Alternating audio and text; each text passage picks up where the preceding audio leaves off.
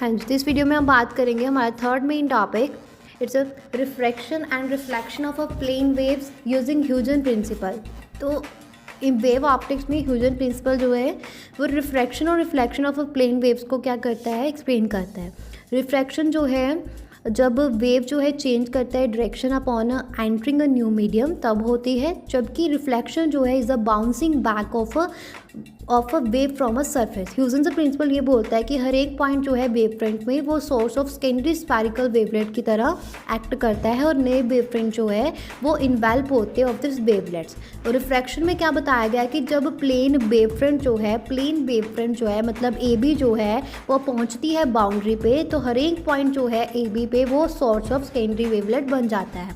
तो denser medium में speed of light जो है वो स्लोअर होती है और नई वेवफ्रंट जो है वो बनती है by envelope of the secondary wavefront, जिसके रिजल्ट से उसकी डायरेक्शन जो है वेवफ्रंट की डायरेक्शन जो है वो चेंज होती है, जो कि रिफ्रैक्शन है। और एंगल ऑफ रिफ्रैक्शन जो है वो रिलेट कर सकता है एंगल ऑफ इंसिडेंस के साथ। और स्पीड ऑफ लाइट जो है वो दो मीडिया में होती है और यूजिंग अ स्नेल्स लॉ।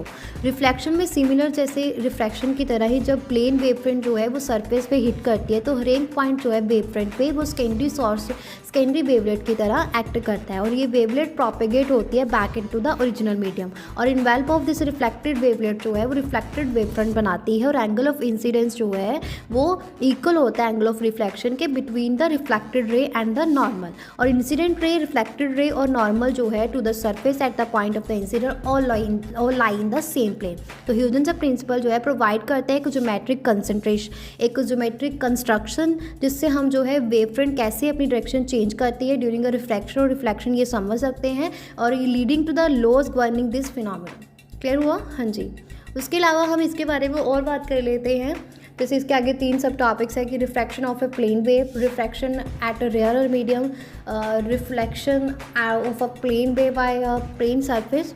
तो थोड़ा सा बात कर लेते हैं। तो reflection of a plane wave, तो इसके बारे में ये बताया गया है कि हम जैसे ह्यूजन से प्रिंसिपल को यूज़ करके reflection of a plane wave इसको डिस्क्राइब कर सकते हैं बाय कंसीडरिंग इंसिडेंट वेवफ्रंट जो है वो स्ट्राइकिंग अ रिफ्लेक्टिंग सरफेस और सेकेंडरी वेवलेट्स जो है वो जनरेटेड होती है हर एक पॉइंट में से ऑन द वेवफ्रंट। और जैसे ही ये हिट करती है सरफेस पे तो वेवलेट जो है वो spread back into the same medium.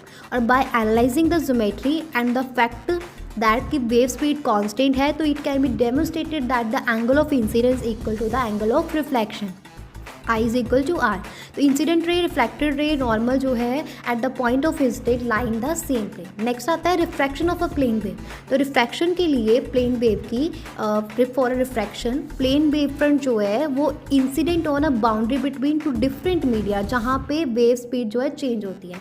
जैसे ही वेव फ्रंट जो है एंटर करती है सेकेंड मीडियम में तो सेकेंडरी वेवलेट्स प्रोड्यूस होती है और ये स्पीड जो है वेवलेट्स की वो चेंज हो जाती है न्यू मीडियम में, तो मतलब slow down in a denser medium.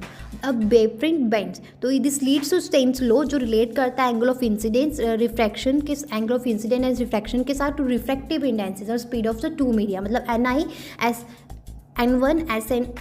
N1 sin I is equal to N2 sin R। तो यहाँ पे R जो है वो एंगल ऑफ रिफ्रैक्शन है। सिमिलरली रिफ्रैक्शन जो है इंसिडेंट रे जो है रिफ्रैक्टेड रे जो है normal at the point of incidence are coplanar. तो ह्यूजन प्रिंसिपल जो है हमें प्रोवाइड करता है मेथड जिससे हम डिराइव करते हैं लॉ ऑफ रिफ्लेक्शन और रिफ्रैक्शन को by visualizing the propagation of light as a series of secondary wavelets and originating from each point on a wave front. तो यहाँ पे हमारा थर्ड मेन टॉपिक फिनिश होता है।